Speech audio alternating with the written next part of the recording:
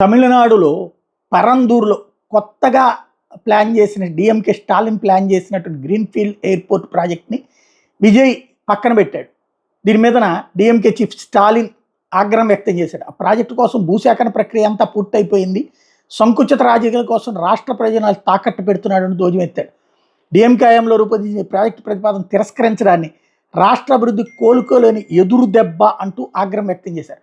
పరందూరు విమానాశ్రయం విషయంలో దూరదృష్టి, ప్రణాళిక, ఎలాంటి ప్లానింగ్ లేకుండా వీళ్ళు చేస్తున్నారు. రాష్ట్ర అభివృద్ధిని కొన్నేళ్లు వెనక్కి నెట్టేస్తున్నాడు విజయ్. యువత ఉపాధి కాలాలను దెబ్బతీస్తున్నాడు. అసెంబ్లీలో చర్చకు కూడా అవకాశం ఇవ్వకుండా ఇట్లాంటి నిర్ణయాలు తీసుకున్నాడు. ఎలక్ట్రానిక్స్ ఎగుమతుల నుంచి ఆటోమొబైల్స్ దాకా అన్ని రంగాల్లో ముందున్న తమిళనాడుకి విమానాశ్రయం ఎంతో అవసరం. అన్ని ప్రత్యామ్నాయాలు విశ్లేషించిన తర్వాతే పరందూరు ప్రాంతాన్ని ఎంపిక చేసాం. మరోసారి అధికారంలోకి మేము వస్తాం, అప్పుడు పనులు వేగవంతం చేద్దాం అనుకున్నాం. ఈలోపు ప్రభుత్వం మారితే అభివృద్ధి కుంటుపడింది అని చెప్పుకొచ్చారు.